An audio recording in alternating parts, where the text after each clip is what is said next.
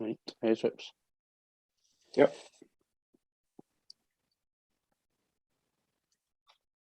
Hello everybody and welcome to the Celtic Unrestricted View podcast, and we're rolling with it, lads. It's JP and Sam and myself, Ryan Clifford. Well, as I said, boys, we're rolling on for last night.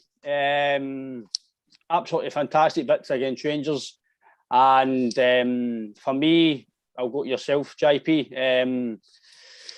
I think there's no really words that I can say or the rest can say for last night. I think the smile on our faces says it all, mate. As I say, I did say in the podcast that I was quite confident. I did say if you're nothing clean sheet, basically the way I thought the game would go, and kind of panned out that way. And again, I just couldn't see us getting beat. I just had that feeling that the way Rangers were playing recently, and the way we were playing for Saturday, the last minute victory, momentum, and I think JP last night, as soon as the first goal went in, that was it.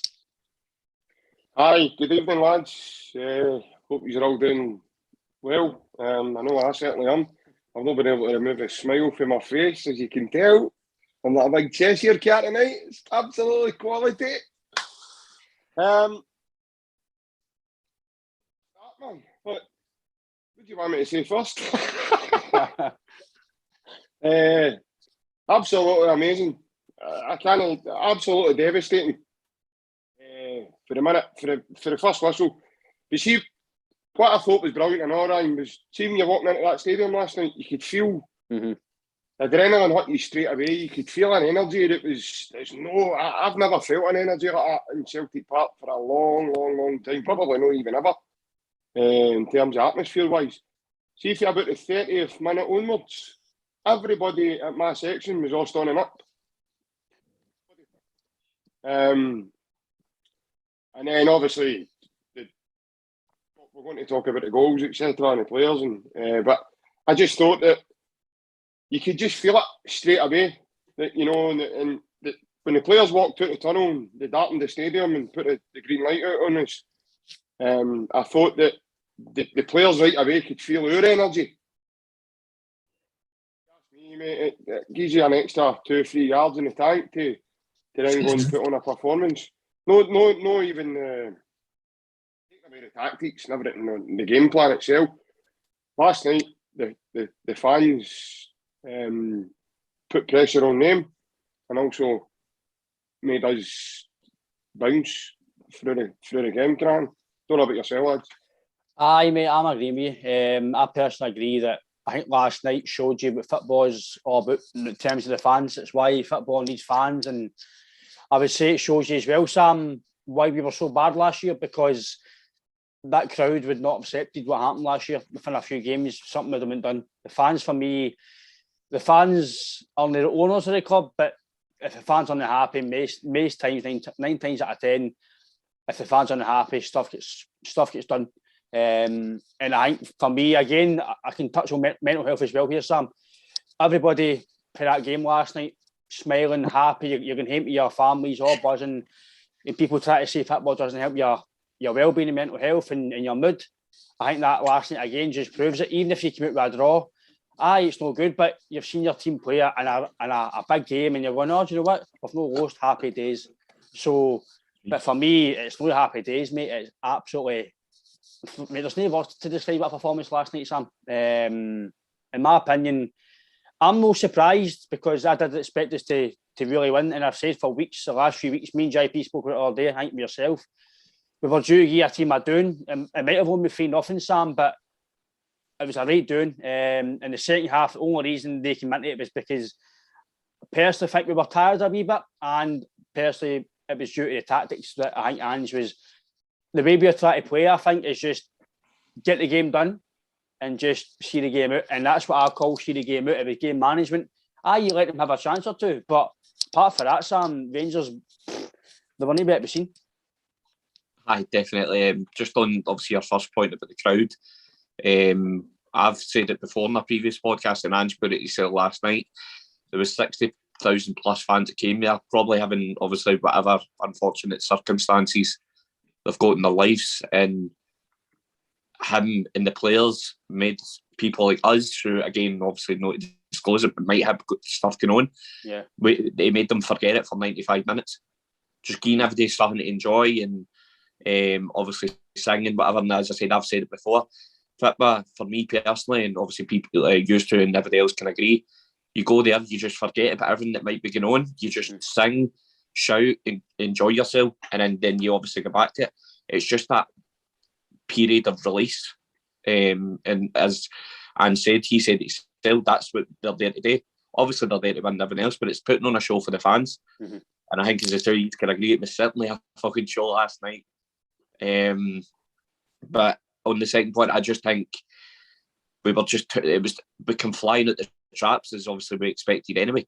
But there's come flying at the traps, and then there's that. As I said, to obviously the two of you, I'm just a very anxious person, so that's the only reason why I was nervous. The first 5 minutes that eased, I was fine, because I knew they weren't going to touch us. But it was just electric. The atmosphere, the way the players played, their attitude, their mentality, everything. And just there was somebody can correct me if I'm wrong, but there's not one player that could get away from Parkhead last night with their head held down, thinking, I've probably not played the best. Everybody played class, even Ryan's old favourite, Greg Taylor, played absolutely standing. But the whole team played great, and as I said, it was just absolutely electric from start to finish.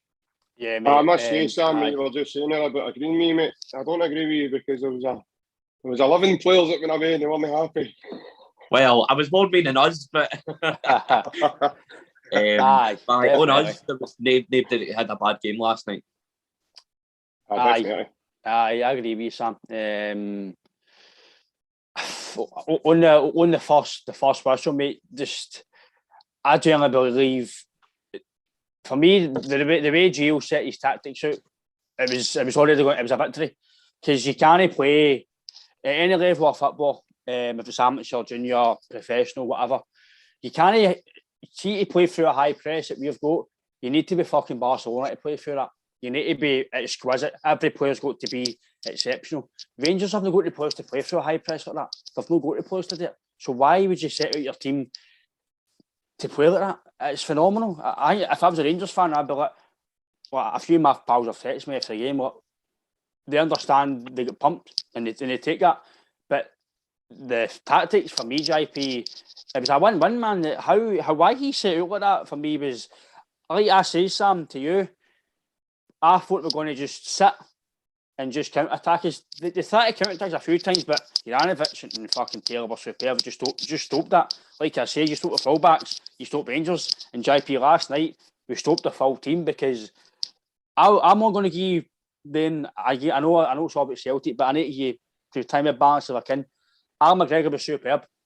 That was 3-0 going on 7 without him and goals.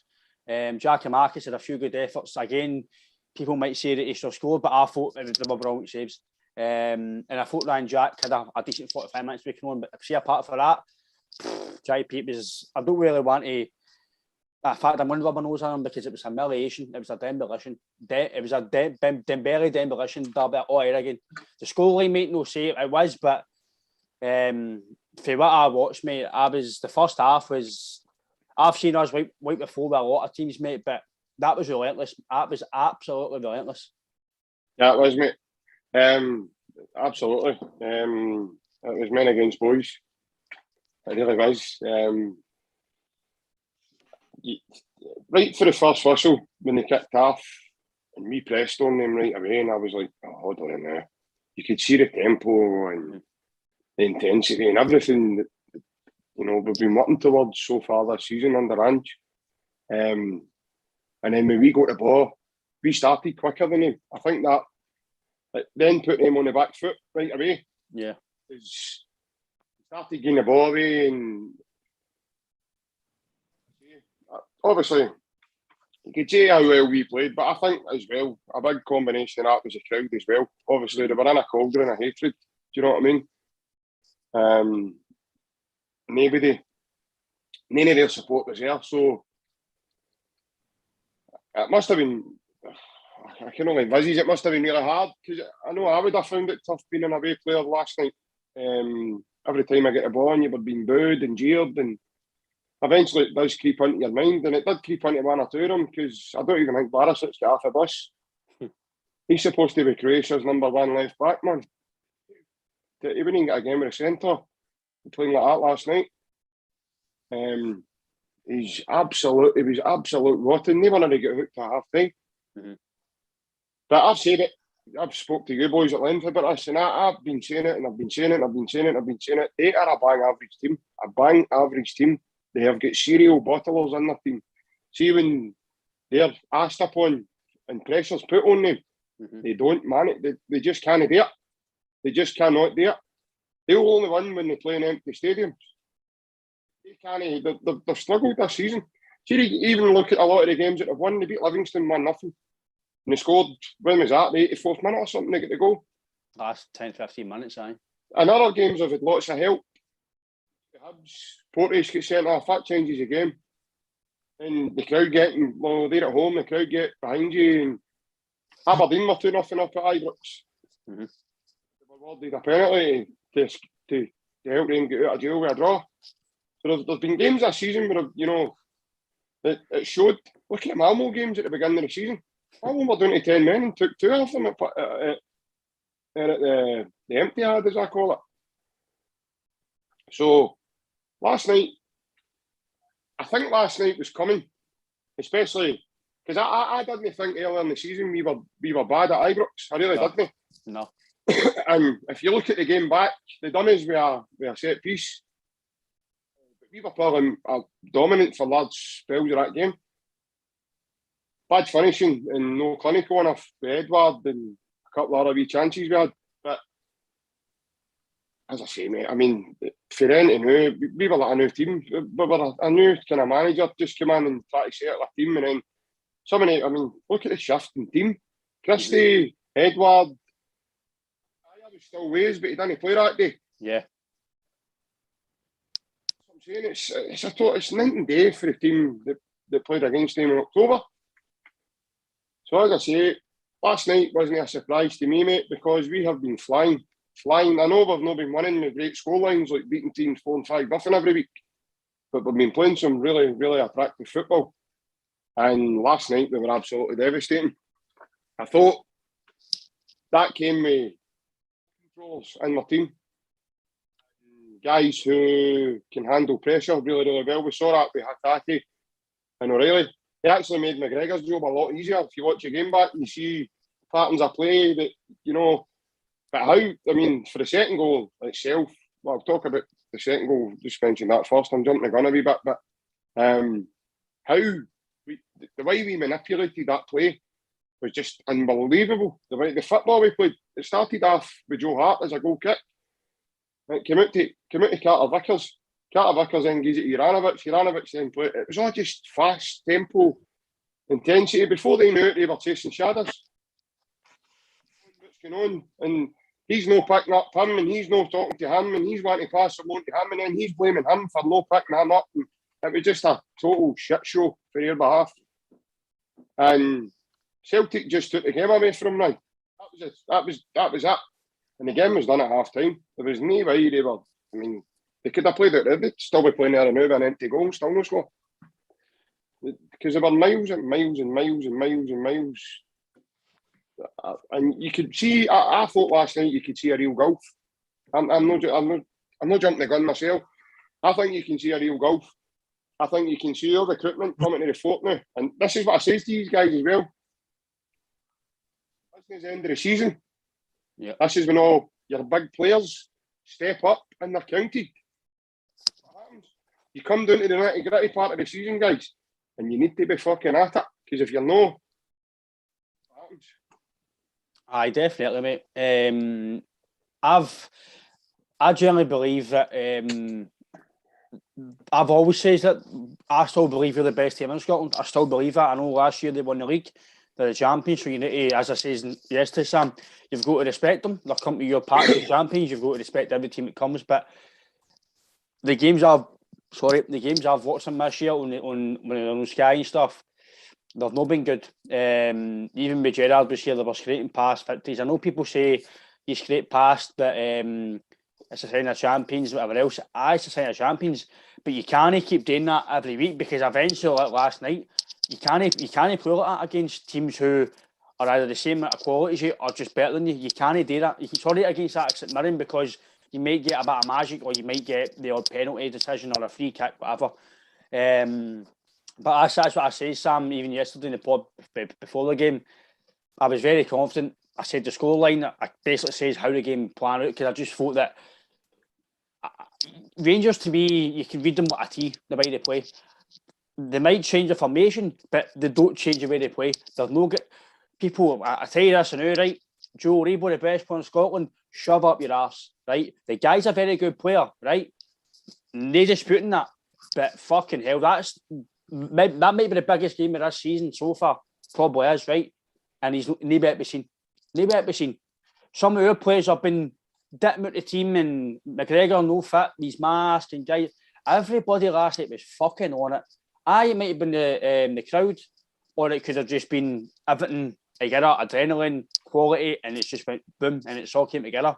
But for me, Sam, last night's performance, again, I'm trying to be as balanced as I can, but if you're a Rangers fan watching that last night, I said a few of my mates today, that was like us last year. It wasn't the fact you get beat. You can handle getting beat with a better team. But when you lose a game like that, when there's no desire, it's lacklustre, it's just, like JP says, it's like they shot themselves, they shot the bed. Diallo, 40 million. Away you go, man. That wee boy did not want to be there.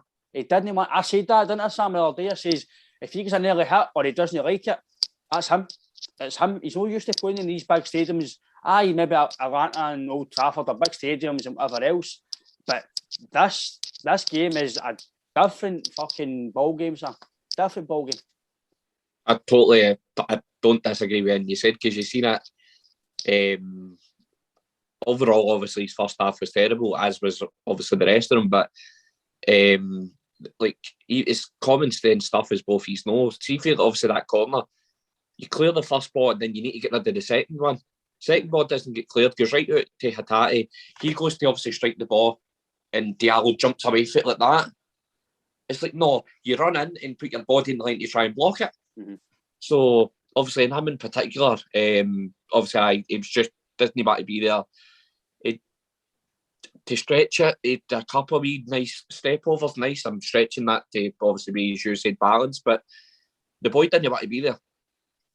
There was no if, buts, or what about it. I'm not disputing he's not got talent, but there's nothing that he showed me last night that he's worth 36 or 40 million pounds, whatever it was that Man United paid for him. But like as you say, I can take if it was Rolls reverse last night and they beat us 3-0 and we get beat with a better team, can take it. But I can see where their point of view is, like there was just no fight or desire. Obviously, in my case, I'm biased and I love it, but I think it was a mixture of everything. Obviously, as we said earlier, before the game, the crowd was, obviously, Juice can probably attest to, the crowd was electric, probably one of the best atmospheres ever. Obviously, the atmosphere's classed 99.9% of the time, but I just think everything, it was a perfect mix last night. The crowd was class, the atmosphere, the team were obviously unreal, and it just all mixed well, and it was just one of the things that worked out absolutely perfectly. And as I said earlier, not one player in our team can go, I had a bad game, because every one of them was absolutely outstanding. I think the only one, I'm not saying they had a bad game, the only one that was close to that was Joe Hart, because he had nothing today. Aye. There was a couple of saves that went right down his throat, and you expect him to save them, but I think the whole team was, it just made me, the word I'd probably best use, it made me proud more than usual to be a Celtic fan last night, because it's nights like that and performances like that go, that's what we, that, and I've seen a video earlier on the day, and the word that would sum up, it was that's what Ange's trying to, his philosophy in a game. Mm-hmm. That's it. So I don't think they were nowhere near us last night. I said it as well, it was a football clinic, because we schooled them, and people probably go, that's a wee bit too much, but go and watch the game back and tell me differently. That's what I say. I wouldn't say it's too much, mate. Being at the game myself, it was, Rangers had a few in the second half. They popped the ball, but because we let them, we were just, again, people, I'm trying to be as calm as I can, right? I still think, I know it sounds daft, right? But see the way we want to play. I think in second half we might need to get a bit of fitter because I did see he's tiring. Jackie Marcus, to be fair to him, the guy ran his fucking socks off. I'll start with him, JP. I'll start from the front and then go up to the back. I thought he was, I think, in most of all the goals as well. I think he had a say in him. I think he was involved in the play and again had a few chances in the match. But I thought the big man ran his socks off. He was away back at Juranovic. He was away at corners. It's a team game now. Would you see Edward doing that? Maybe the odd game, but you want to see him doing that. Doggies, honestly, I was like the guy next to me. He wasn't getting utilised because of the way the game was playing, but he was doing a graveyard shift. He was doing doggies, and that's not his game. That's Kyogo Almeida's game. But for me, JP, the guy busted his balls, and I think I'm not going to say he's announced himself as a Celtic player, but he's definitely a guy I would say that you can count on. Maybe no to be the fucking 30 goals a season guy, but if you want to play a game where you need to be backs against the wall or you need to chase things down and defend like a dog, I've no qualms Jackie Marcus playing because last night, to a man and him personally, I thought it was superb. No, he's getting better and better, mate. The first half especially, the Chuckle brothers didn't know what to do with him. To me, to go, Goldson and Shirley. No, they didn't have a nugget what to do because he... Shirley Bassey. That's what I'm laughing at. Oh, superb. So, they're not reading it. They were miles off it. And the big man was just, he was getting his body in front of him. And I think people are saying we started a penalty as well. For me, that would have been soft to give that. You know what I mean? Aye, it would have been soft. When the contact's made with him, he takes another 2 steps. Any fuzz. If he goes down right away, then he gives the good brother Bobby a decision to make. Then you know what I mean. But I think we can all guess what his decision would have been. To be fair, and some of his decisions last night, Bobby himself was just woeful. We'll touch on that later on. Mm-hmm. But Jackie Marcus, Ryan, he was just a pure workhorse. But he was like a Tasmanian devil at times last night. He just chased everything. He was chasing the goalie down. He was actually doing this with his arm and trying to get people up with him because he was covering that amount of ground. And then I thought right away, started to see him press, I know, because he was, and it turned out he was just the other part, I know. And it just never let him set. But I'll tell you what, man, McGregor hasn't half turned into close. I know. Kick a ball. He's good with his hands, but he cannot kick a ball. I must have counted about 8 to 10 times last night. He never found a guy in a blue jersey. The ball, and you're like, that's because he's getting pressed. Mm-hmm. Now, if we Kyogo or Maeda was like there and a bit more, I don't want to say jet lag, but he played the day before that, do you know what I mean, with Japan. And if we do him on for the start of 2 of them, mate, he wouldn't have been able to do half of that. Mm-hmm. And Goldson, the one I know, the perfect example. He's trying to clear it. Marcus sprints and puts his body in front and hits half of him, goes up into the air, and then a big man runs a header and a knockdown onto Jota. And then I think he was really unlucky with that header.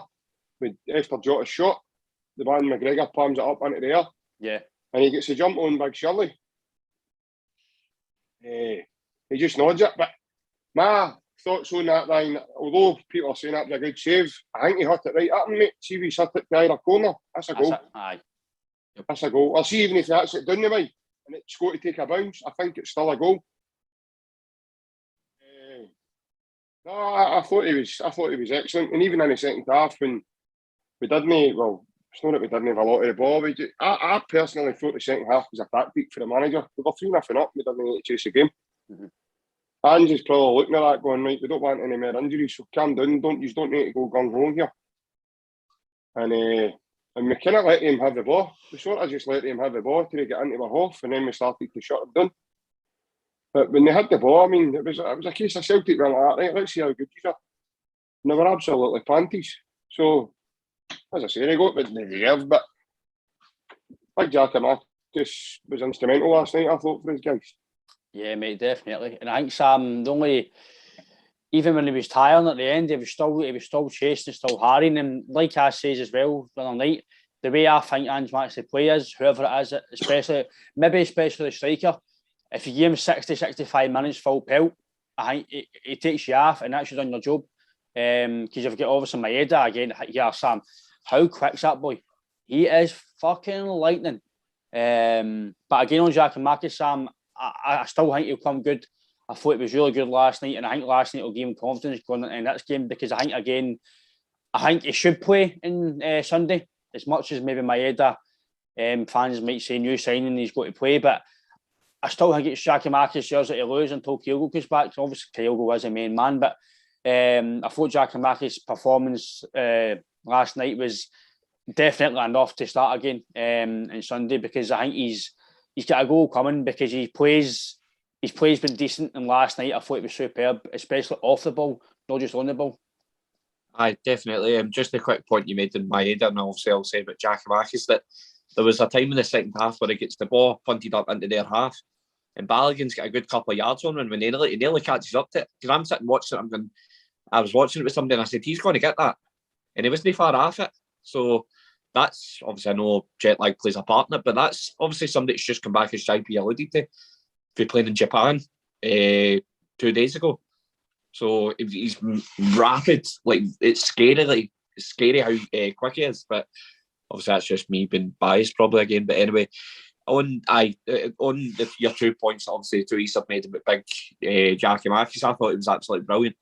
He done Kyogo's type of work. Mm-hmm. And that's, as obviously you said, that's not his game. Because as we've said in previous pods, he's just a big lump. And you obviously, nine times out of 10, you find it where they're type of the ones that just, I don't want to say stay static, but they'll obviously move to get into positions in and around the box. They'll no press, and they'll no run, and they'll no do things like that. But if, as you said as well, he came back to defend. He was at corners. He was just everywhere.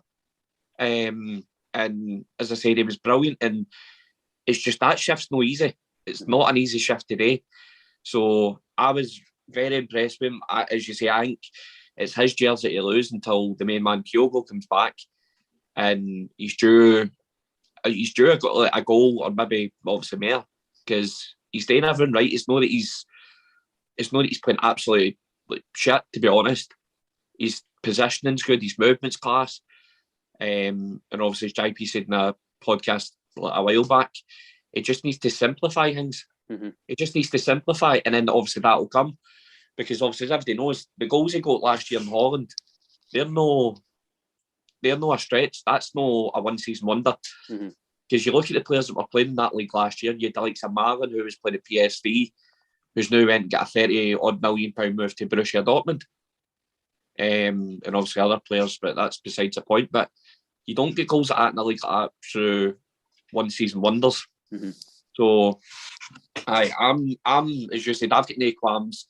We're sticking with the big man until Kyogo comes back, and if he ends up banging in goal after goal, then I don't want to stretch it and say that it's Kyogo find it hard, but it'll get to that point where Kyogo will find it hard to get back into that team if he does continue putting in good performances, and then obviously the goals will come.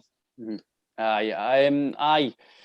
But again, it's one of the ones as well. I do believe Ange will fit Kyogo in his system when he's fit. As much as I think if you're scoring goals and playing well, you shouldn't get to that. But I think there's a lot of games they're playing. I think maybe there will be rotation once Kyogo's fit again. But third rumours is going to be a while.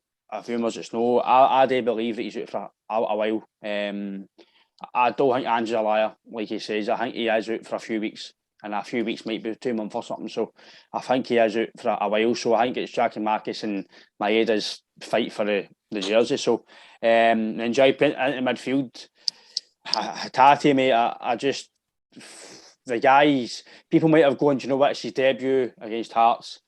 No Hearts, sorry. Hibs, wasn't it? Is that right? Yep. And he's like, people might have said, oh, it's a brilliant start, but he's got to continue it. It could be just a fluke. And then obviously this United game, it was quiet, but it was good, if that makes sense. He done the dirty work, he was very good. And last night, it's masterclass, absolute masterclass. The guy just didn't put a foot wrong. He was everywhere.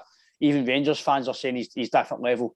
And as much as Celtic Rangers fans don't always get on for 90 minutes, let's be fair, you really hate it for 90 minutes, right? But some footballing fans can be honest when they see talent, and the guy's a player. 1.4 million. Wow. Like JP, like you says, we wore a mask. We wore a fucking mask. Daylight robbery. Like Dan says when he spoke to me, he says, Ryan, he's very good. He might not show right away, but he's very good, and he will show you that he's very, very, very, very top quality. And his second goal, JP, he'd no right to score that. That was fucking outstanding. What a goal. He basically used Golson as a marker. And to the way I was sitting, I've seen the replays, but it looked like he was actually away for the goal. So he's actually covered it into the goal. Him and O'Reilly, like you say, he's dogged. They basically let McGregor do what he wanted. O'Reilly's a big lumpy boy as well. His feet. He just reminds me of Rogic. Just having about him, glides past people. I'm trying to no bum us up to the halt here, because I know it's only, like I've said to these in the chat, I don't want to get too hyped up because it is only 3 points, but it is a big fucking marker. But last night, mate, they two in the middle of the park, you expect it from McGregor every week, but they two last night, Hatate and O'Reilly, JP, were, like you says, mate, the golf people talk about Glenn Kamara, which I've no doubt. I've seen him play. He's a good player considering what they're voting for. Oribo has been good, no doubt about that. But if that's they two been good, then they two last night, mate, fuck me. And that's him just starting, and that's him no fit. Oh, fucking hell. Aye, exactly, mate. You mentioned Glenn Kamara there, mate. He got whipped up all the time. I know you're doing a fucking Kodak camera last night, you know what I mean? Hatate was just before, mate. I watched him play for 10 minutes, and you could see he's 2-3 ahead. He's 2-3 moves ahead of what he's going to do. Mm-hmm. He's that good. He knows exactly when he gets the ball. He knows where it's going. Then if he knows if he's playing a 1-2, or it's going round the corner, it's getting zipped across the wing, it's getting zipped out to the fullback. He knows where it's going straight away. And a wee passes he's done a few of the games he's played now. That's what, 3 games, Hearts, Dundee United, and last night. Yeah. No, Hibs, I know. 4 games he's played. Aye, 4. Aye. 4. Hibs, his first game with Hibs, he never played the cup game, didn't he? No, he never played against Alloa. No. I've just seen something on Twitter there. Sorry to interrupt, JP. I'm just looking for my phone now. I got a notification on my phone. I got a notification for Celtic. They've put on the asking Hatate questions. They've put on his hangmate utility player. I've seen that. That's outstanding, man. But sorry, mate, on you go. I just put it in there. There'll be somebody on Clyde Van. I'll not be happy with that either, Matt. But aye, Uncle Fester. Aye, Uncle Fester. I thought my head had the shining seed in Scottish football, man, and you see him in a studio, you know what I mean? Unbelievable.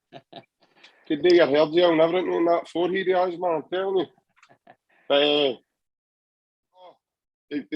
Hatate is unbelievable. As you were talking about his goals, mate. Sam, I think you mentioned it with the first one.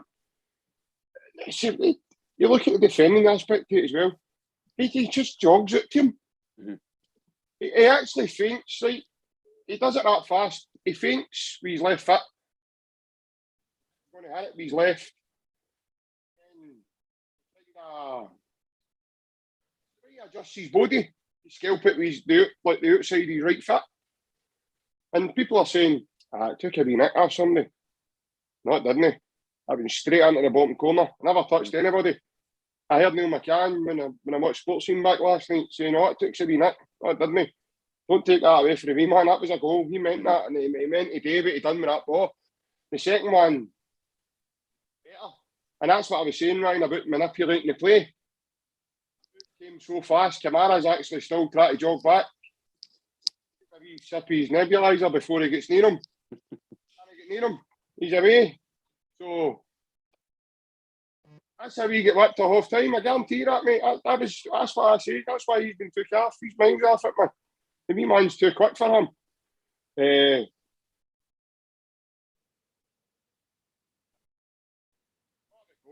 When he guides that round him, oh, here, gets a hot dog, you trumpet head, know what I mean? There you go. He's diving for it. And he's... So, people are saying, I know, like Big Gordon should have saved the man he's hit. You know, the man he's hit at Tynecastle. He's 30 odd yards out. 35 yards out he must be goal. 33, I think. Oh, come on.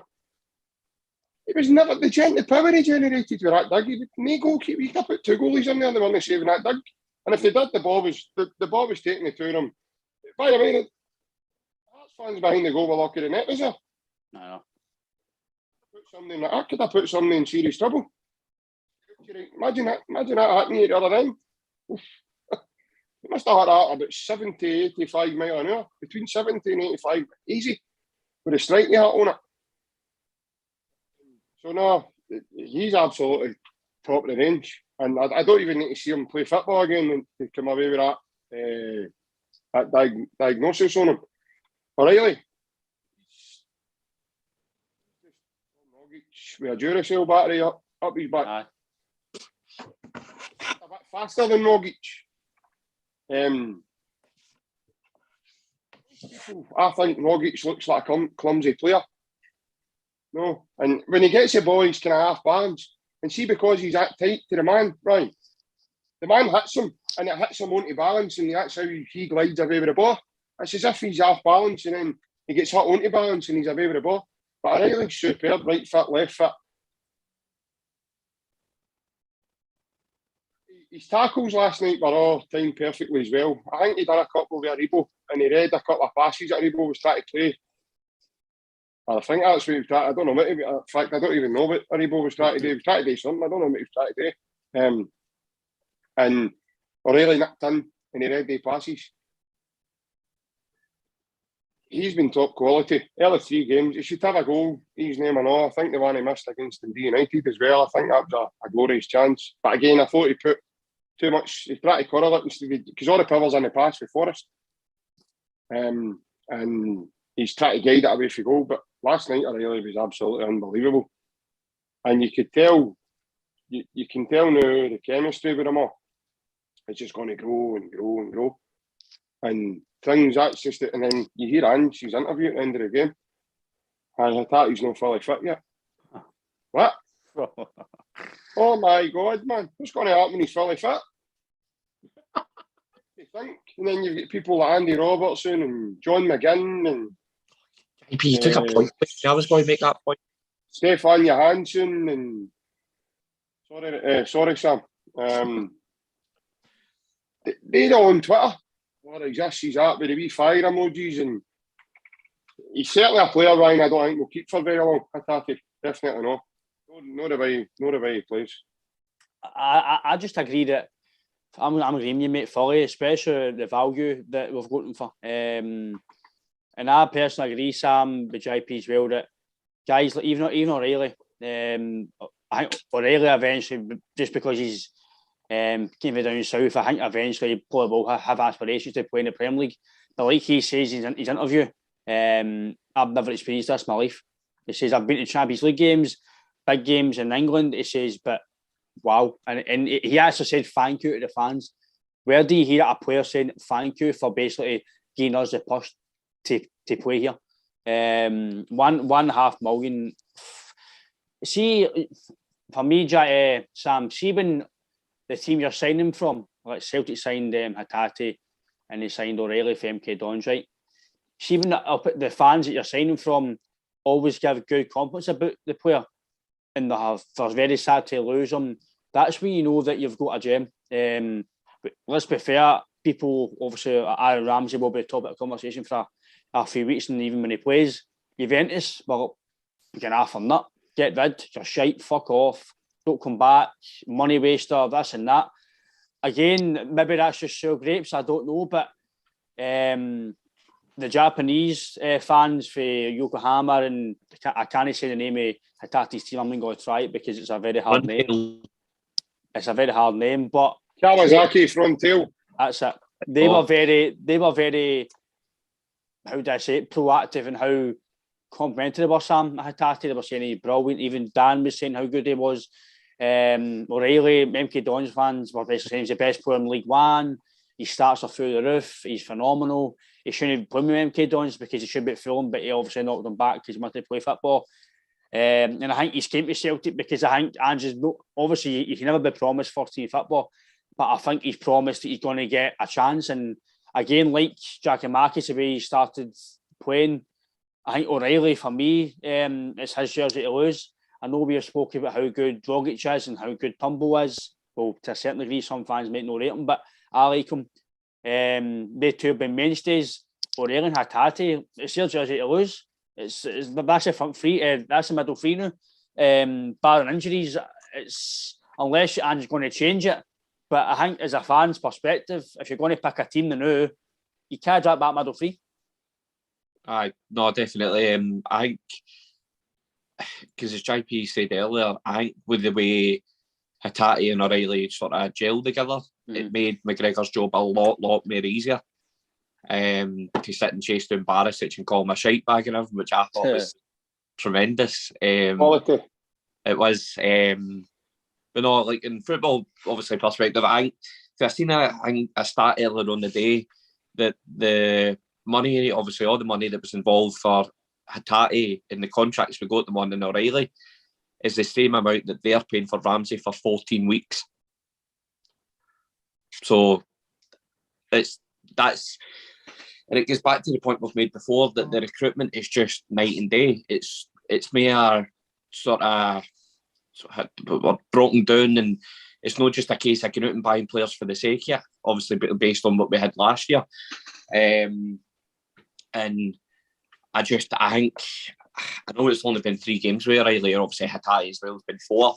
I just think the words that we use all the time, I just think they're completely different gravy. It's going to get to the point, if they continue on the way to go, I'm going to run out of words to obviously describe how they play, because it's absolutely unbelievable. And especially when you take into consideration that it's the 2 of their debuts in that type of fixture. And look at the performance they had. Obviously, Hatate was, I'd say everybody was, but if you had to pick one, I'd say Hatate was man of the match, probably followed by Juranovic, a close second. But it's just mere. I think the thing is now, it's, as I said there, it's just better recruitment and value for money.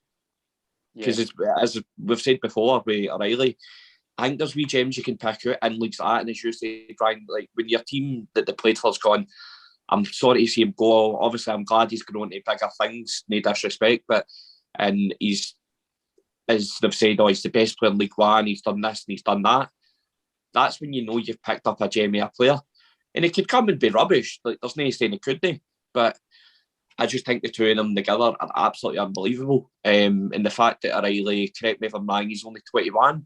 Yeah. I think he is. Mm-hmm. Yeah.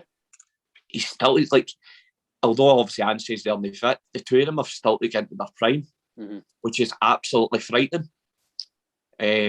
So it's their jerseys to lose. As much as I love Rogic and whoever, obviously plays in that middle 3, I just think it's theirs to lose. Really, that's my personal view, and I feel bad saying that because obviously you know what you get with Rogic, but as we've said before as well, O'Reilly's probably the closest in the team that you get to Rogic's abilities and attributes. But it's going to be hard for him to walk right back into that team, in my personal opinion. I also want to say as well, Ryan, sorry mate. I go. I also want to say as well that Hatate, mind Moravchik, when he first played against the Old Rangers.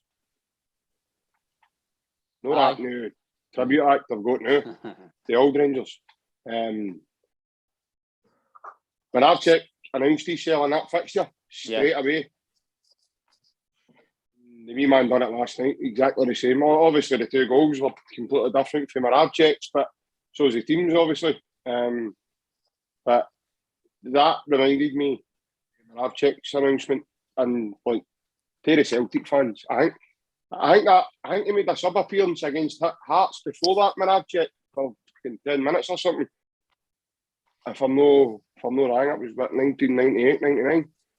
So, and then after that, I was at the game. We beat them 5-1, and he was absolutely I mean, I remember Lubo Who, and they've done the same with him. I mean, I've seen comments online, guys, and it's been they're calling us Sushi FC, and no, they're not slagging us now.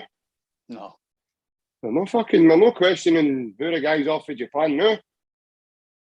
Because every one of them, well, maybe not so much Gucci, but that's no his fault right enough. But the rest of them, they've all announced who they are. Mm-hmm. Done it really, really rapidly. They've just come in as if they've never been away from the team. The team had, like, for 6 months, the team had settled and they were, they're in me bond. And then they've come in and hugged me. Started training with the team right away, and they've all took it straight away. And it's what's really commendable, Ange, and this just shows how much an elite manager he is. No, last night, I'm not even going to talk about last night, but the recruitment he's managed to do himself. He's not needed any director of football or sporting director or nothing. He's done the majority of that all himself. And the majority of all the players are all his picks. Maybe one or two of them, maybe the club had identified. And maybe he's well like that, right? Okay, we'll try them out and see what happens. Like, say, Uragidi and maybe the big boy Shaw. And he must rate the big boy Shaw to some extent. He's loaned him out tomorrow so he can keep a close eye on him. Mm-hmm. He must see something in that big lad. I seen something in him against Betis. I thought he looked the part. I was like, right, here we go. But again, a bit raw and a bit. You can tell he's much to learn. He must fancy that boy Ben Dokes. Off the bench. Albeit he got 7 minutes last night, but he brought him off the bench. And when he came on, he was direct. He was straight away. I know he got booked, but I never really seen him. He was booked for right enough. I saw the aftermath of whatever happened between him and Sakala, and it was McGregor. Graham, he was getting Sakala at Whitford, you know what I mean? But no, that was just my point. My main point was just regarding Hatate announcing himself the way we Libo did. I think on Ben Dock, I actually spoke to Robert about it after the game. He was telling me that he says, I think Liverpool are trying to chase him. So I think obviously he's trying to show him, listen, this is what you can get here. I know the boys are Celtic fans, I'm a Celtic fan, so but I don't know if I'm maybe because I've lost very good talents in the past, he's like maybe been to give him a bit of game time to try and get him in here and actually make him play here and doesn't need to go away. Again, I don't know, I'm just maybe talking for a fan, maybe that's what he's trying to do. It's fine. I agree with you, Ryan. But he's obviously good enough because he's only been on the bench, and to put him on a game like that, again, it shows, balls the manager. And I agree with you, JP, when it comes to O'Reilly and Hatate. Nobody's questioning anything now. I think some Rangers fans who are obviously, they're actually football fans, and they can see when they see a good team, or they can admit when a guy's good. They'll not be questioning Celtic any longer. For me, Sam, I agree with JP as well. Postecoglou, and you can add to that list as well, mate. They all shot him. As I say, right, he was going to be sacked at Christmas, mate. You know what I mean? So, and even pundits and media and idiots that sit there and get paid a fortune for talking rubbish. Like I say to Robert last night, Hugh Gavin says Rangers when they drop any points, really, they're going to get beat. Well, that's in the water. And for me as well, I'm trying to be balanced, but I just believe that last night was a big marker. And like you say, Sam, about Juranovic, I said it as soon as we signed him, that's boy's quality. I says, forget, I know his debut at Ibrox, he was superb at left back. He had 2 or 3 wee shaky games, but I was like, I've said to you, I said to people off air, and even Celtic fans, I know this boy's quality, his pedigree's outstanding.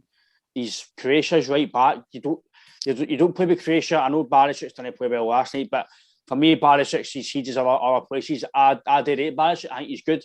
But last night, he got totally shreds. But I do believe that his head's in other places. I think he'll go to the end of the season. Juranovic, like you say, Sam, up there for man of the match. For me, he's by far the best right back in Scotland. He could play it again. For me, he could play I don't want to say a better team of Celtic, but he could definitely go on to bigger things. I think you probably will win the World Cup if Croatia qualify. Don't quote me. I don't know if they will qualify. If they are qualifying, I don't know. I think they're at the World Cup, right? I think right. they've already qualified, mate. Aye. So again, touch wood, you don't want to sell your players, Sam. But if he goes and has a fantastic World Cup, you've got a 10, 15, 20 million pound play in your hands again. And that's the beauty, I think, of Angie's recruitment is JP touched on the value as well. Every player that you're basically signed in, you're probably going to get at least double your money for. So again, it's the financial aspect that the overseas strips. People are going to come in. Like I went to a tour. There was a few playful for Australia, Japan. All these countries are going to bring in money for Celtic. It's not just the footballing aspect that it's going to help us. And obviously as well, like JP touched on, Sam Postecoglou, I can't lie, Maestys were sceptical about him until we actually done research about him. I was like, he's not a big enough name for Celtic. We all knew that he done the World Cup, but we wanted a big name because we knew it was a big fucking rebuild. We knew Eddie Howe, he wasn't a big name, but he's a big name for doing South, and we knew what he'd done with Bournemouth and what he'd done with some money. He got him up and he kept in the Premier League. So we thought he'd be a good fit. We've seen his football. But see, after a few games, and you realise this guy isn't a mug. He's a big name, and it comes to what he's doing. And I said, I'm very hanging when it comes to me. If I tweet something and I'm wrong, I'll happily go, look, fair enough. I made an arse. I can go back and say, like with Alson, the biggest fucking situation I can say. We all apologise, and now we can all say, do you know what? He's a good fucking right back. Same with Ange, and I said, I think a few weeks ago, about Ralph Rangnick, Sam. People like to call elite manager elite because they win trophies. You can say that, aye, but Ange is maybe an elite coach because for what he's done to change, he's brought in 17 players, Sam, and look at what we're all fighting for the same cause now. Everybody's gelling. And last year, like I said, is a shit show. For me, we lost to 10, but it's at my memory because we had a fucking different animal last year. Rangers thought that it was the same old Celtic. And last night, Sam just proved that we are, I'm not going to say we're back yet, but oh baby, mate, we're getting back. Aye, it's night and day for what we were last year. And I've obviously myself and obviously JP touched on it. Like even with the recruitment, it's value for money now, as opposed to buying the likes of Barcast like Yeti for £10 million between the two of them. Mm-hmm. And I just think, although I know they're not doing too well now, you touched on obviously Ralph Rangnick. I think he is a good, because you look at obviously the coaches he's brought, quote unquote, brought through. But I was like you, I was sceptical at Ange. I was like, really? Because I didn't know who he was. That was the only reason, to be honest. But then I think most people were, mate, to be fair. Aye. As you say, obviously I didn't know who he was. I think obviously used to would be the same. But as you say, when you go and look at what he's done, the jobs he's done, every club, obviously Burnley International, but every domestic club he's been at, he's been involved in some sort of rebuild of that team. Mm-hmm. So he knew the job he was taking on coming to Celtic. Not even just the magnitude of the club, forget that. The rebuild that needed on, he knew it, he understood that. And as I said, I think it was the other day, one of the pods we've done, name me, apart from the likes of maybe Uragide and Shaw, because they are quote unquote arguably developmental players, they're not going to get into the team straight away. But name me one player that hasn't made an impact that he's signed. None. Johnny Kenny.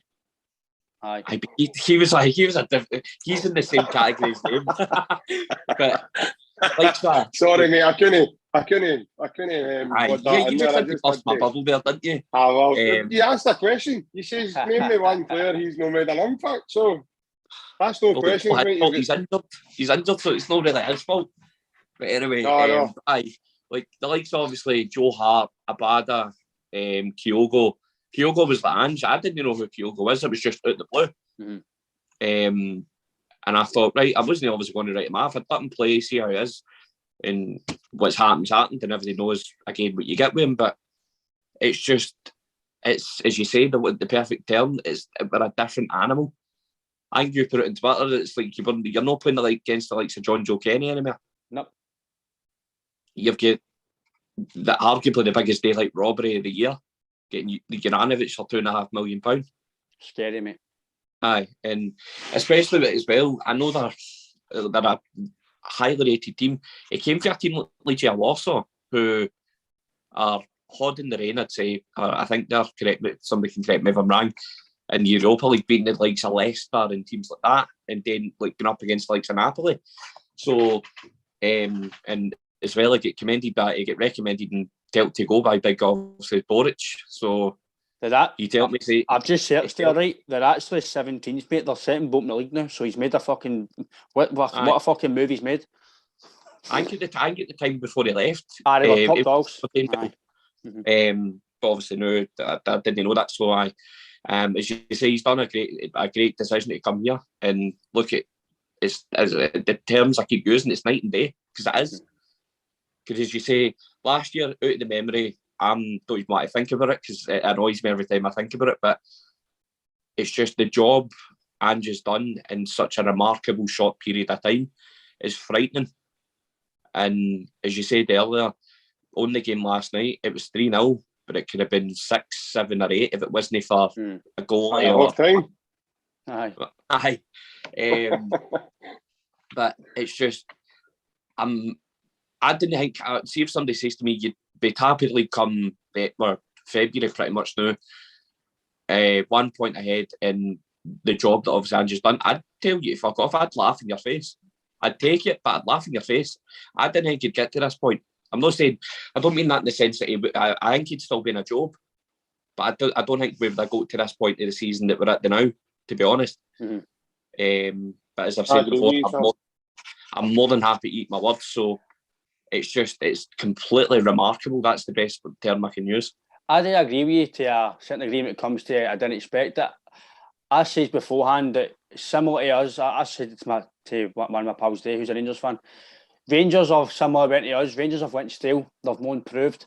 We might have bought players last year, but we didn't buy players that were going to improve us. They might be good players, but it didn't fit into the system and we went stale. We kept players who maybe should have moved on and got us money and whatever else. Rangers have kept players and they've went stale. They can't afford to buy players to improve their squad. They might get loans or whatever to get loan players and on EBTs or whatever you want to call it. I don't care, but they've definitely got something involved because you can't get Aaron Ramsey and no pay a penny. Something stinks in that deal. But I did say that Rangers won't be the same team this year. I called it to Mallman at the start of the year. I says they won't be the same team because I've seen us, right? Obviously, most guys these days are a wee foot on the coupons and all that. Celtic were 72 at the start of the year, and I was like, that's fucking some price. We won't be 72 ever again. And even last week, but 2 weeks ago, we were like 74, and they were 1-4. And I think I put in the chat to use. I says, how the fuck are we 74? How are they 1-4? There's only 4 points in it. Again, then it's before last night's game, we were 45. So it tells you right now as well, the bookies know something. And like I say, the bookies on the daft when it comes to most things. So, but I did believe that we would be closer. Obviously, I'd be a lie if I say that we would fucking win the league with 10 points, not whatever else, and we would blow them out of water. But I did believe they would go still.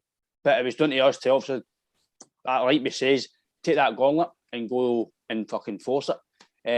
But for me, JP as well, a guy who I want to mention, you've mentioned him, and I did say that it was a bit inconsistent, but he's proven himself now as Zabada.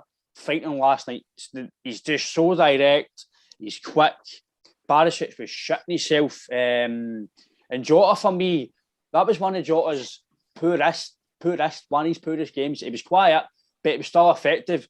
And Tavernier, I says to one of my pals, Tavernier was a stick-on booking against Jota.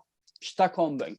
But Abada, mate, and James Forrest, for me, when he came on, it was a hard game to come on to because you're 3-0 up, not really playing for much in the last 25, half an hour left of the game. But I thought it was poor. His touch was off. He wasn't wanting to get by a man. He was trying to cut inside. But again, I don't want to criticize him too much because the result was superb and it's hard to come into that game and beat the top of your match because the game is basically died down. So I don't want to criticize him too much, but I wasn't a fan of him when he came on. But James McCarthy, we'll go into him again. But Abada, JP, I I can't say anything else. The guy was superb. He was, again, he could go under the radar because every other player was superb, but fighting, mate, superb. I said it, what was it, 2 weeks ago now? I said he's got to be a massive player for us. I called it then. I've never liked Abada. I've never thought anything worse about Abada. I'd like anything bad about him or anything, but even if he's pretty much if he started in his goal against Midtjylland, I knew right away we've got a player in the hands, you could see it. Mm-hmm. Obviously, he was 19 when he signed, he's 20 now, and he's a massive player for us, massive. He's massive in Angie's tactics. Last night he was an outball every time. I think it was when Joe Hart played long and he pulled it down out the air. Albeit, Passy comes across and nicks it out for a shy. You see if he catches that a yard quicker, right? Mm-hmm. Inside, surely, and he's away. His momentum's going to carry him off the park and right into his own dugout. So the way he's running at that, as I say, he nearly got away with one there. But no, I mean his goal, the movement of his goal, he starts away behind Barisic, and then he realises Barisic. Hold on a minute, he doesn't know where I'm off. It was yesterday he was on and was it Connor? Yeah. The Elhead. What was he called him? The Elhead. Certainly the Elhead last night. I think maybe they took him off because he got whiplash. I don't know, but he was certainly he never knew much about Abada, and he just coasted in, and that finish was just unbelievable. The timing of the ball dropped him, and the way he took a wee bounce, and then he's hit it. Superb. And then obviously his goal against Dundee United on Saturday, I know it was a massive goal for us as well now. Yeah. And it looks as if he's a boy that we can depend on, mate. Obviously Barisic, Barisic just knew he fucked up. He was doing fucking squats on the fucking gym, didn't he? He was doing Joey. He puts his hands up like that as if it's somebody else's fault. I actually thought he get the prayer mat out and he was fucking sitting doing a wee Hail Mary. I thought he was doing a Joe Wick squatting exercise, man. He was like, oh, here we go, man. But I thought Barisic was poor last night as a I'm not a neutral, I'm a Celtic fan, but as a football and watched the game, I thought it was poor. But again, I know I shouldn't really be balanced, but I think his he's in the clouds. I think he's elsewhere. Like a few of them. And like I said to Robert last night, Sam, that's what Robert says to me, but we were talking. They've got a few players out of contract in 18 months roughly, but I think in the end of the year, they've got a year left or so. They're all getting older. I think Bargain's 33, 34. I think Kamara's deals maybe 2 years. Morelos is 18 months. Golson's end of the season. McGregor's 40. Davis is 36, 37. Their squad's going to need their rebuild soon. So that's why we were saying last night, we need to win the league this year because they're going to be in shit street. They're going to be in shit street if we win the league because the money. And I do believe, Sam, that when we qualified for the league under Rodgers, we went a few years ahead, but I still believe that we should have Blue Rangers out the fucking water, and the board didn't do it with the amount of money we spend. They just thought we were going to be comfortable. They go dial in first. I will be comfortable. We'll be fine. They didn't fucking blow them out of water. But I believe, Sam, if we win the league this year, which I'm hoping, and the way we're playing, if we continue the way we're playing, how relentless we are, and we get people back fit again, like your Beatons, your Vlogics, your Tumbles, your Kyogos, and Ange gets a lot of money, yeah, you can trust him that he's going to fucking blow him out of water. But the value, the players, the recruitment, I can trust him to put us light years ahead, Rangers. Again, you're looking too far ahead, maybe but for me, you've got to look at your future. We win this money, and you win the league. We should be fucking blowing him out the water because they're going to need a rebuild. And I believe Van Bronckhorst will get the sack, Sam. If he lose the league, he'll get the sack. There'll be players that are contract that they can't afford to pay to renew their contracts. Morelos will be off. He's not want to be here. He's not want to be here. Fucking Barris doesn't want to be here. Golson thinks he's a Premier League fucking player. You kidding me on? Premier League 5 fucking relegation to get back down to the Championship. Honestly, mate, the thing for me, Sam, right, is see if I was a Rangers fan, right? See before, obviously, COVID hit, Tavernier came out and says, we can't play under pressure, right? That's your captain. That's alarm bells, right? See if I'm playing football and my captain says that, he would lose that armband because if the players wouldn't accept that in dressing room. I've played in dressing rooms where I've, no me personally, because I don't do that. I just keep myself to myself. But guys, I've had guys pinned against the fucking wall. And that's playing amateur on fucking 20 mans, mate. Do you know what I mean? So what's it like in the dressing rooms? Your centre back, we've lost the hunger. You've won one trophy in fucking 9. How can you lose the hunger? The hunger should be maximised. You should be going far out to fucking win games. So if I was a Rangers fan, on that performance last night, that showed the hunger is fucking no there right now. It could be there next week or 2 or 3 weeks' time when maybe they regroup and Bram Cross changes tactics. But if I was a Rangers fan last night, I would be very worried. You see, if I was me, a Celtic fan last night, and that was my team, like last year, I'd be fucking worried because that can make or break some of the players, like your Diallos, like your fucking your Barisics make mistakes.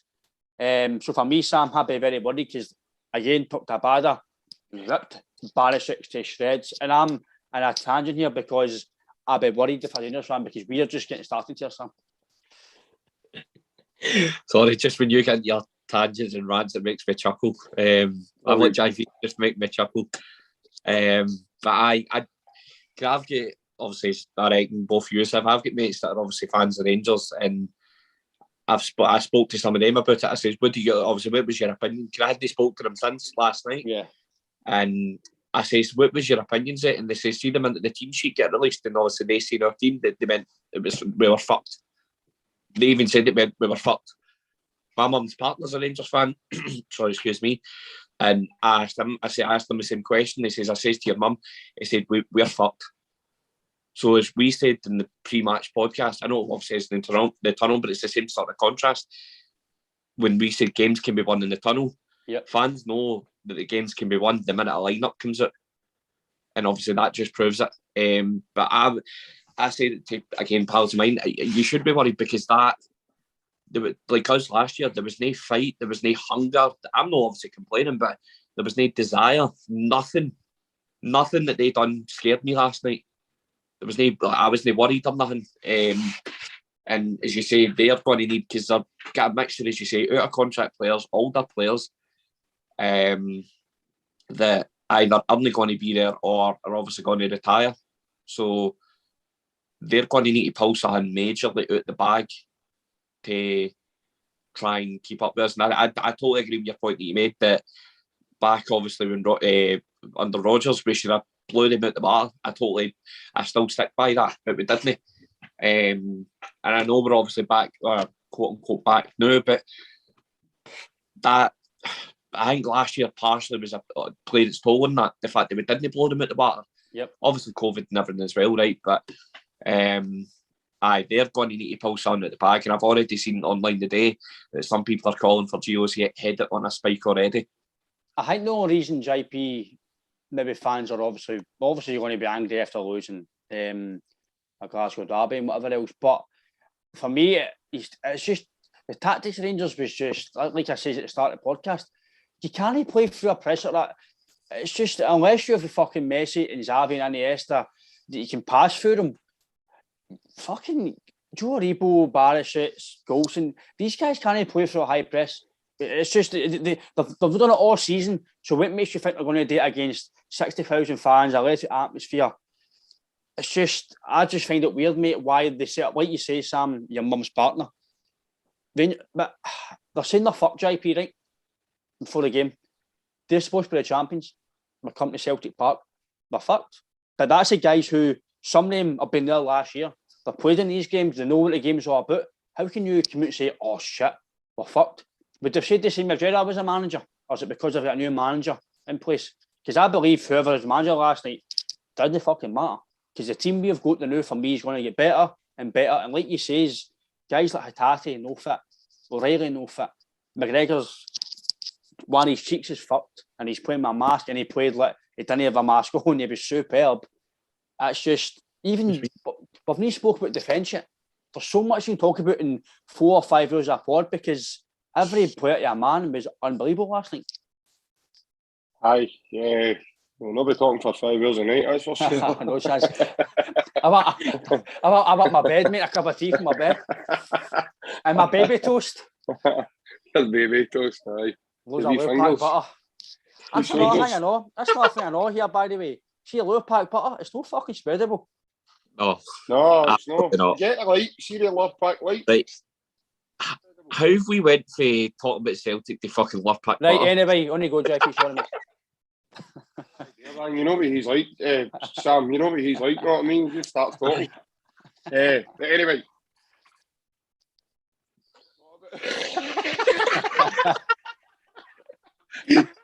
I was talking about it last night, obviously, everybody, a man, we were superb. No, we weren't, mate. As I say, their tactics were, I don't even know, there's some laugh into it, just a new breed. They try to play out for the back. We're sitting in a triangle. Giacomakis is the deepest. The triangle being reversed is into your shape sort of thing. So we're sitting with Jota and Abada sitting high on the two.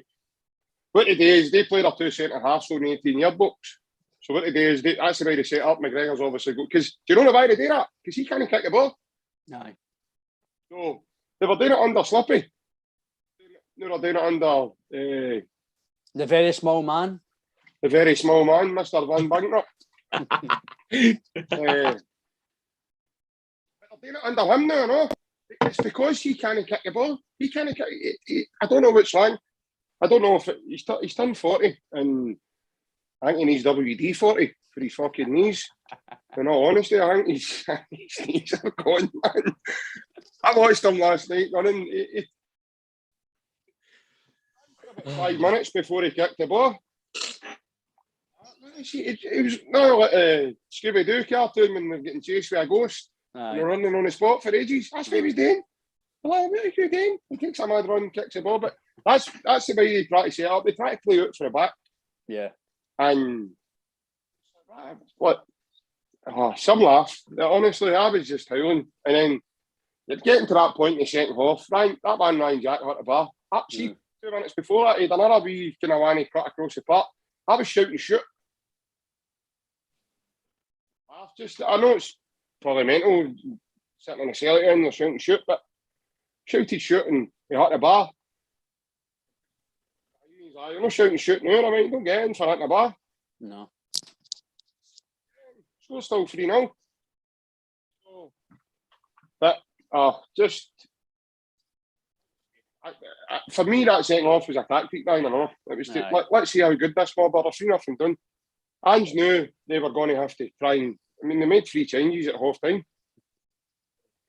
So Ange knew right away they were going to have to try and come out and have a go at us. Mate, they wouldn't have beat us at Scrabble last night, man. I don't know what that was. I don't know what they done. But it just looked to me that they were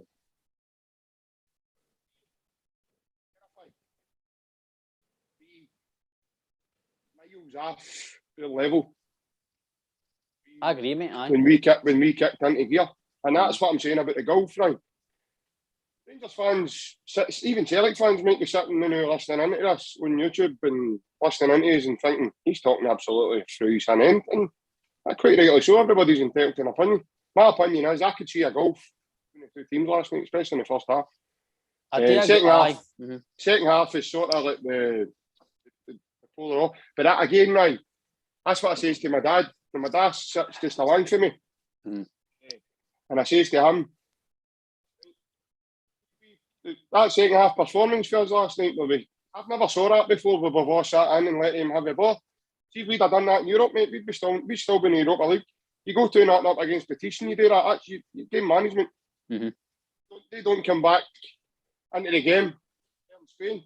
The 2-1 game, you're up 2-1 against Leverkusen, you do that again, mate. I know they've got good players down night. I'm not saying I've known it. Good players will find gaps, but don't find many, mate, when you've got a wall of Carter Vickers and Big Starfelt and they're bang fucking right on their game. Taylor and Juranovic for the same. They have been solid for weeks. This isn't something that's just... Last night wasn't a fluke, even with Greg Taylor. No. He has played absolutely unbelievable after his injury. He showed up really well, and you can see why Andrews gave him a 5-year contract.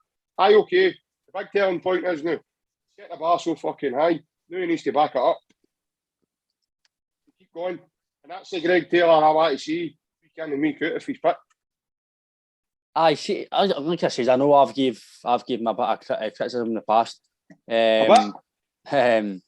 But to be fair, I'm not the only one. To be fair, fans, I've seen it myself. Fans and even my section, sometimes he's very gets caught in the ball. But last night again, like I said, I want to say I'm starting to think he's amazing and everything, but I'm starting to warm to him because he's playing under a manager that's coaching him now. He knows the instructions.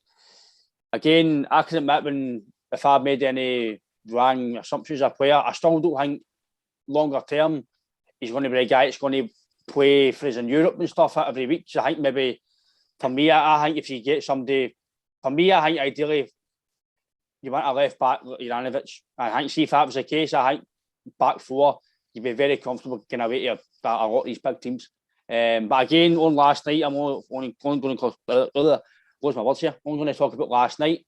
I thought, I thought Taylor was,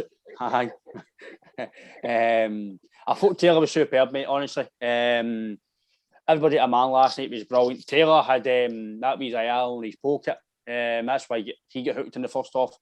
Again, Starfelt a rock, Vickers a rock. Two of them were superb. For me, Julian Baltic again this year, if that's where they're going to be playing. I think Julian might get a game, obviously. I think Ray Flowers might be a game to put him in. But again, it might be the only game he play because unless the two get injured, I just wanted that. I thought Starfelt was superb. Like you say, JP, his timing, his tackles last night, again, phenomenal. Vickers is a colossal at the back. He's the best I've seen her in a long, long time, Ryan, on the deck. Aye, very good, mate. Getting his fit in and that time and that challenge, he's one of the best I've seen her for a long, long time, mate. Aye, I agree, mate. And obviously, Sam, I just think the back line was... People like to make me digs about our back line, but we've got the best defensive record in the league. I think we've scored the most goals. I might be wrong. We're definitely up there anyway. So again, you can't really criticise anybody last night. And again, people might listen to this as JP says and say he's maybe getting too hyped up or too ahead of yourselves, but you can only talk about the game last night. And Sam, for me last night, the game was just... Everybody at man was superb. Guys who maybe were criticised in the past were superb. But I want to mention McCarthy, Sam. Thought it was brilliant when he came on. Calmed the game down. He was into tackles in people's faces. He's put some nice passes. Again, I think he's a guy that I'm not going to say you're going to fully trust him because he's had injury issues and stuff. But again, if Hans plays him in a game, I've no qualms about him playing. But I do get the feeling that McCarthy might be a guy that's going to... He will be a bit better player, but I think the games last night are games that he might be signed for to just... Similar to Neil Lennon, I would say he plays similar to Neil Lennon where he just slows the game down, does a simple thing. And last night, when he came on, he done that exact job last night. He done the same against United and against Hearts. Superb. Aye, no, and I've said it before, I obviously had my doubts, but I did say to you, I've not got qualms in playing because of that, because obviously everything you've just said, and that's, as you say, it's exactly what he done when he came on. It's just because he has got that experience of playing at the likes of, for Ireland, but obviously international level, playing for Everton, etc. in the Premier League, so it's just, that's what it was, because I've not seen they had a flurry of that, but the likes of when Jack came on, he did, and also, as JP alluded to earlier, I think there was a tactic to just sit after them a bit, but he did. I think Jack did help them a bit to get that bit of control in the midfield, to get them on the ball, and obviously moving. But I come back to the point that I made earlier on in the podcast. Every man to a T was outstanding. I know you obviously wanted to put it on McCarthy, but he was outstanding because he's, as I said earlier, he's just slowed the game down. Played nice passes when they needed to. Did they try too hard to try and do something extravagant? And it just went about his business. It's the same that I've said before in previous podcasts about McGregor. McGregor doesn't do anything flashy. He's just quiet and does his game. But I think, as you say, McCarthy will be a bit part player, but that's where the experience. Talking about Joe Hart, you can't buy experience at any level. So I've got no qualms. But if obviously, God forbid, but if anybody gets injured or rotation or whatever, about McCarthy getting in there just simply for that experience alone, and obviously the role he will play for us. Aye, don't say that, Ryan. Don't say that, Sam, about people getting injured, man. We've already did a voodoo doll against us this season earlier on. I think God touch wood in that, you know. But the only thing I want to say, JP, is again, I'm not wanting to be impartial. I'm just trying to be a wee bit balanced. And Sunday we play Motherwell, obviously. We need to win. I know people might say I'm sounding daft here, but you can't go and beat Rangers like your rivals like that, and then drop points on Sunday. Because I'm not going to say it means nothing, but what's the point in doing that hard work and then dropping points on Sunday? Because if you drop points and they win, you're back to the same position. So basically, the game means fuck all. You've got bragging rights, but you've lost the league again. So no league, the gap. So steady on you. So you've got to win it Sunday for me. Again, the way we're going, you just can't see he's losing now because I'm getting the feeling JP, like I say, is under Rodgers. You just think you're going to turn up and blow teams out of the water.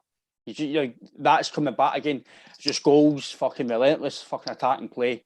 But obviously, the last few minutes of the pod on Motherwell, we need to win, in my opinion. Obviously, we need to win anyway, so it's fucking Celtic, you need to win. But we can't go and win that game last night and then drop points. We need to be consistent, as you say, about obviously Greg Taylor being consistent. As a team, we need to be consistent. We need to win games all the time now, and every game now is basically a cup final until we start getting ahead of ourselves and Rangers hopefully drop points. And until there's a bit more light, you can no get comfortable, but maybe you can afford a draw or afford a defeat if the gap gets wider. But until then, maybe we just need to keep going, be relentless as we can, and just go for the juggler every fucking game. Because I think if we play like that obviously can't play like every game because the football's mad. Football changes every fucking day. But if you play like that, May Saturdays or Sundays or during the weeks, I just can only see us getting better and better, JP. Definitely, mate. And the chances we had last night that McGregor saved in, or a goal in the league doesn't save him, mate. Aye. Maybe only one or two big secrets, maybe, but apart from that, the goalies are at that level, below that, do you know what I mean? So, I think it's really, really, lads, we play before them on Sunday.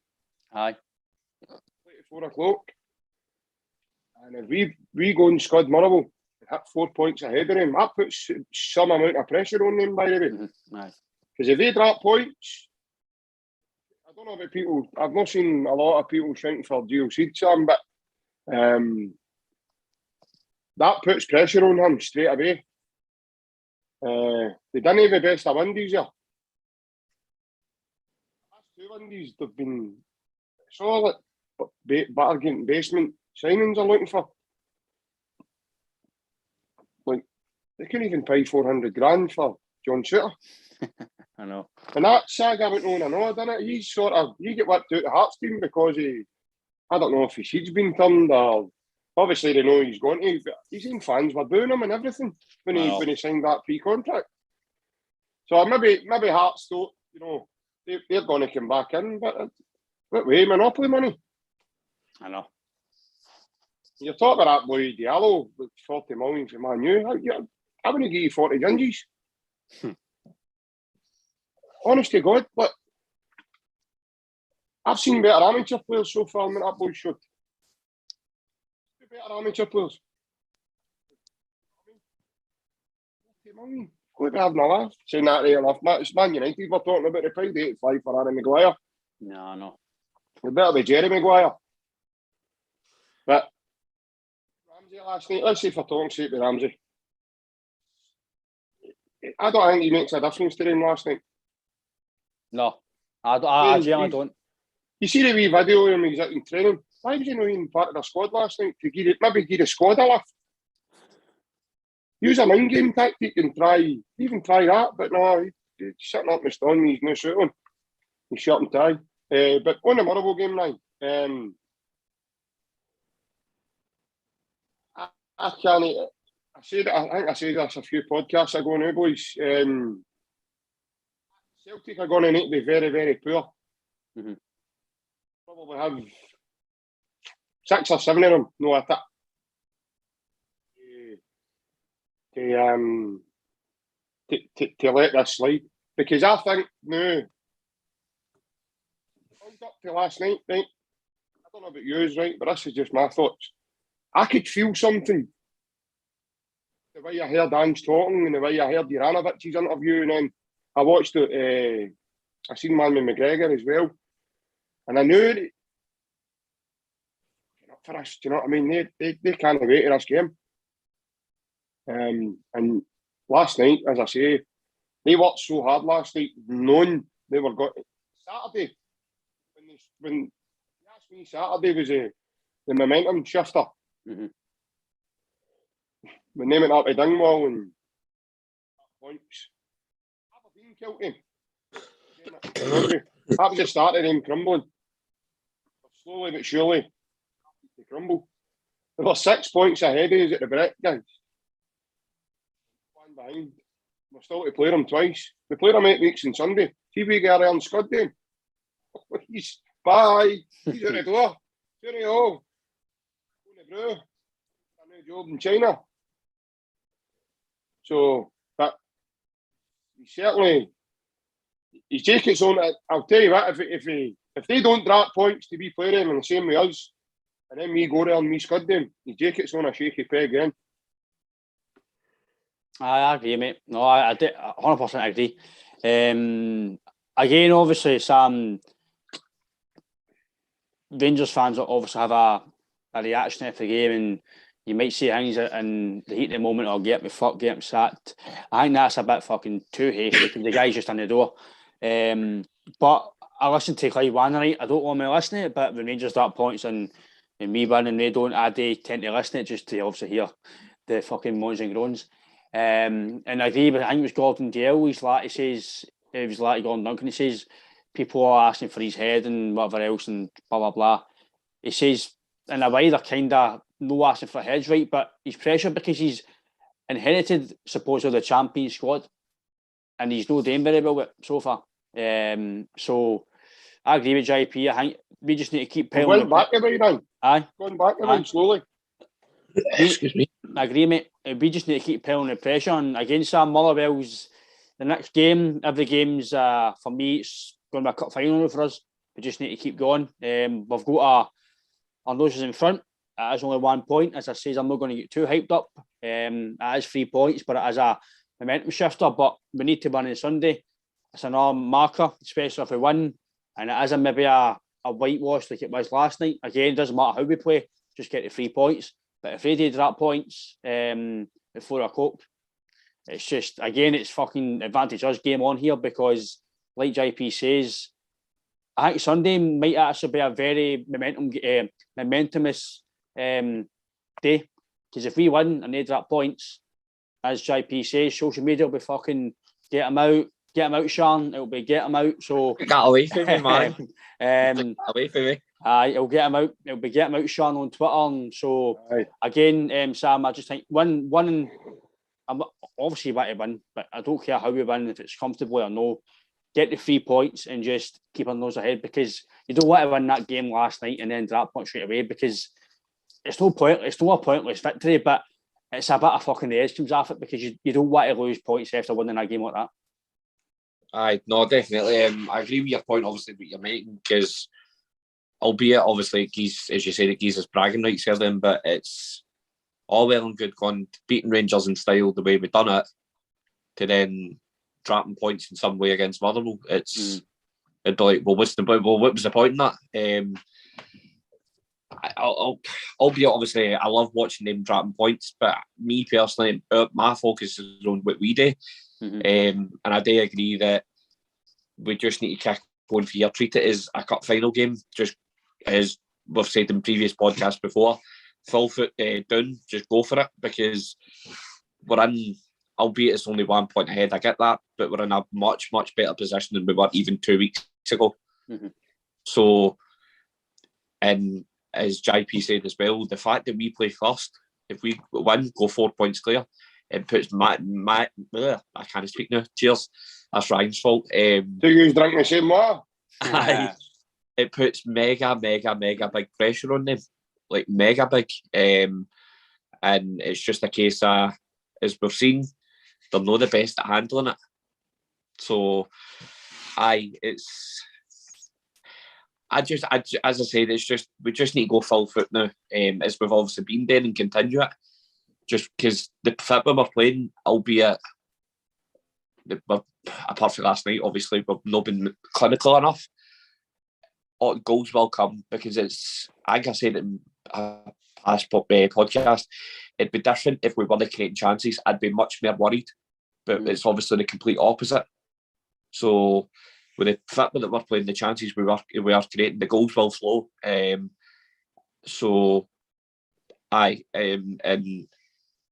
we will give a team a bigger scudding than what obviously we gave them last night.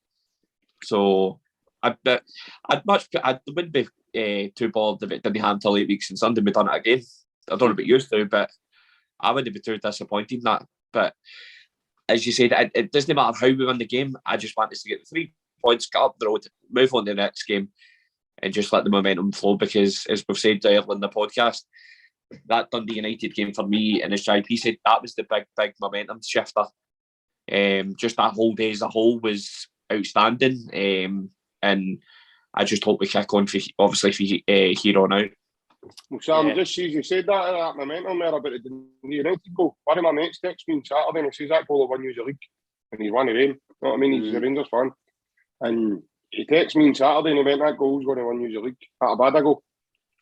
I was there, mate. You could, as I've said to Ryan, I think it was in the post-match podcast we done, you could feel, obviously, with them dropping points and everything in the ground obviously knew, you could tell, like, it was that before the game even kicked off, that was the big momentum shifter, because obviously they could probably hear it, so, and they're no stupid enough not to use social media, so I don't disagree with that. It's moments like that can decide league titles. Me personally, I believe that. So, Sam, see that on Saturday, mate. See for me, see that last minute goal. That's better than winning 5-0. Mm-hmm. Yeah.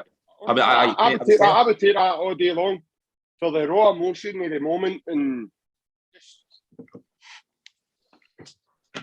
scoreline flatter than the United, I know. So, as if we were bad. They could have been about 3 or 4 down on Saturday, easy, including a bad goal. So, if it wasn't for Big Seagrass. But again, he's probably the best goalie out with Lisga teams in the league. Any other goalie, as I said, big Giacomakis scored a hat-trick last night. That's any other goalie in the league. I agree, mate. And obviously, Sam, your overall thoughts, obviously, the game and hopefully going forward. The game last night, absolutely, I was delirious. It's the best word I can use. I don't know if you were talking about that game or like the weekend. Oh, but aye. No, mate, I was delirious. As I said, obviously earlier on at the start, I was anxious, but that's just me. I get anxious at like very small things. And I think the main reason was because the past record we've had against them. Mm-hmm. That's the other thing, probably. But it was delirious, and I think, as I said before, it's just a remarkable. I knew, obviously, I said earlier, like I would have laughed in somebody's face if they told me we'd be in this position. I knew it'd be closer, but to be honest, I didn't think we'd be top of the league. I'm not complaining though, obviously, but I didn't think we would. And as I said just a couple of minutes ago, we just need to go full foot now, continue it, and just keep that building, because the minute, or I'm not saying if we will, but if we do start slacking, we can't get complacent in this latter stages of the season. And as JP said, I agree with him. It's going to take us being very, very poor for somebody to beat us, in my opinion, anyway.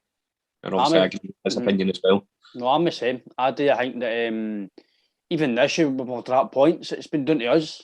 We've been down to us not being clinical enough. It's not been guys scoring worldies or scoring fantastic free kicks. It's when us been missing penalties and missing clinical chances and nobody able to break teams down. Obviously, that's on their part. That's a positive in their tactics, but we should be good enough, as JP says in previous pods, to break these teams down. And I think now, if you were to go to Livingston and St Mirren and play through these basically park in the bus type teams, I think now maybe Andrew's got to adjust it. I think maybe St Mirren game's a learning curve from to know that he can't play a lot against these teams, because again, I'm just talking about for last night, JP, it was fucking unbelievable. Just the way we played, the way we took to the game, like you says, it's kind of on that game last night. If you didn't know the league table, you didn't know all the results for the last year or whatever this year, you'd have thought we were the fucking champions with the way we played last night. But again, obviously, your thoughts, mate, and obviously about the game going forward on Sunday. As I said, man, I've not been able to take a smile off my face. I think we're all the same. I think the missus thought I don't know what the fuck she thought when she seen me this morning. She was in her bed last night when I got home. So, but when she seen me this morning, she was kind of like, what's wrong with you? You won the lottery last night? No, tell me. I went, no, close to it, but I was going to kid her on and say I won a Paradise Windfall, 25 grand. I'd have probably been homeless and not be able to do this podcast with these boys, but no, I'm just totally buzzing. And last night, just Sam said it, and again, that just shows you the type of man he is. He mentioned about people who maybe have some issues in their lives and things might not be the best of times for them, and like through COVID and other reasons or whatever it may be.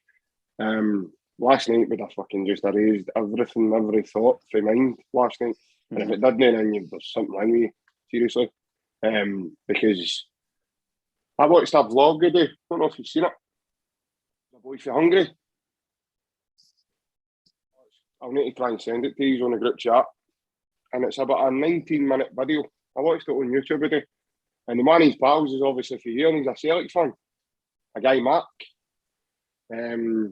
And the boy came there for Hungry, landed at Edinburgh Airport, travelled through to Glasgow for the game last night.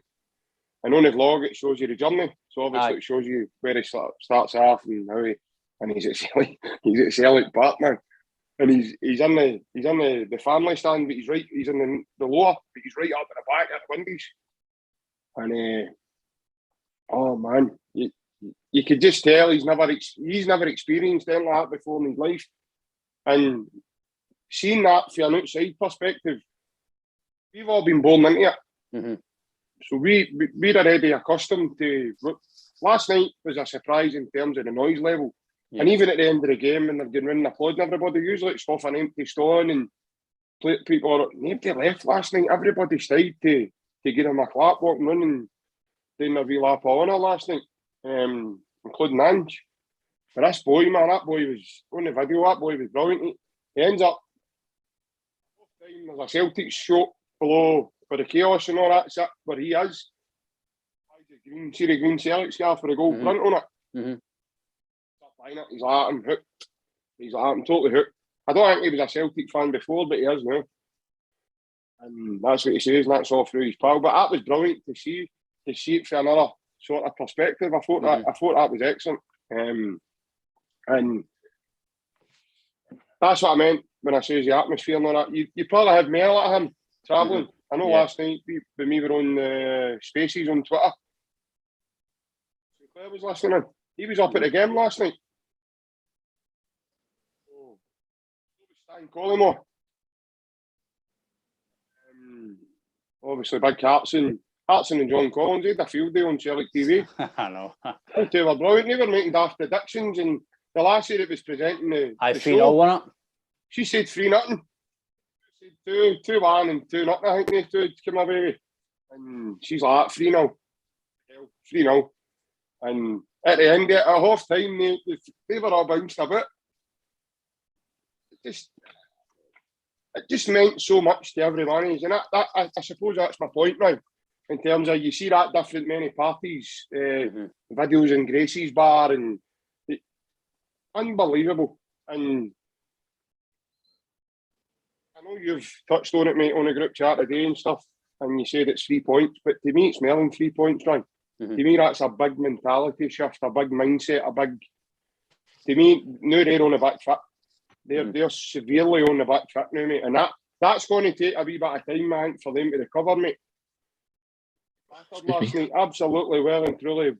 He's poked down and spanked all that part last night. I'd imagine half of them. You says the boy like Diallo got hooked. I heard he got hooked and then Gio took him off. The same with Barisic. It was unbelievable. Really I know we've set the bar really high now, and we need to carry it on. Because sometimes in a Champions League night, mate, you can play like that. Aye. Mm-hmm. Come the Motherwell game, you're like a damp squad, and you maybe get 1 or 2 goals, but you're just no. So I think Ange isn't daft. I think he'll freshen it up at the weekend, guys. I think you'll maybe see Rogic and maybe see. He said the boy Hatate's no fully fit. Maybe see him dropping onto the bench. Mm-hmm. I know, but that's a fucking headache he's got now. That's what we can do. Rogic can come in. Beaton's back, isn't he? He only missed last night. Yeah. McGregor's still not 100%. Big Beaton can come in there. So he's got things to freshen it up. I would imagine Maeda might feature, right? I know you say Jack Marcus 40k. Maybe he might play the two of them. Aye. Mm-hmm. Maybe the two of them and David done up in Perth and find a system where you maybe see Julian coming in beside you two. Juranovic and Greg Taylor. There or even Jota. Mm-hmm. The options that he's got now are absolutely frightening. And I think that's what, as you said, the real Rangers fans, the ones that are only deluded and come away with sheer nonsense, they can see something as much as we can. They can see something being ready to be unleashed. We're a totally different animal now. Totally different animal. That's the way he's going to play. Mm-hmm. We play Paris Saint-Germain next Tuesday night, mate. That's the way he's going to set up against them. Aye, I know. That's what he's going to do. Mm-hmm. And he's got everyone, but see every one of them now. Mindset ain't now. Mm-hmm. I say that in his presser today. No fear. Everyone is, and they're all wanting the ball, they're all comfortable. He's a ball, so I can do. He's a ball. So the wee boys down the park all want to show off their skills. Yeah. That's what it's like. And as I say, moving forward, mate, I'm only looking for us now to build on this momentum that we've managed to get ourselves. The thing for me is, the last wee bit is obviously, what it says, from Broncos' interview. If I was the Rangers player, I think there'd be his treatment after it, because he says it was basically, he says Old Firm, I'm going to say Old Firm, he basically says it felt like their first Glasgow derby. They were basically it says they were shite bags. And for me, Sam and JP, I think last night proved it, that they need to do, I think they need to be better, because I think we're going to get better. So again, I know, like you say, it's not just 3 points, it's more than that to us, and as a society and your family life and everything else is much bigger than 3 points. But as a table wise in the game, it's 3 points, but it is a momentum shift in my opinion, mentality wise, and a wee bit of golf, I would say, on show. Whether we can keep that going the way forward, it's up to us and the gaffer to obviously prove that to us and the fans, but I really believe we will get better. But again, lads, it's been a fantastic chat to go through everything. I think we've been through a lot of things as a bit of longer podcast, but I think it's longer because there's a lot to go through, and I think we've been through everything in detail that we could go through. But again, Sam, JP, lads, hail, and God bless, hail. Hail, lads, pleasure.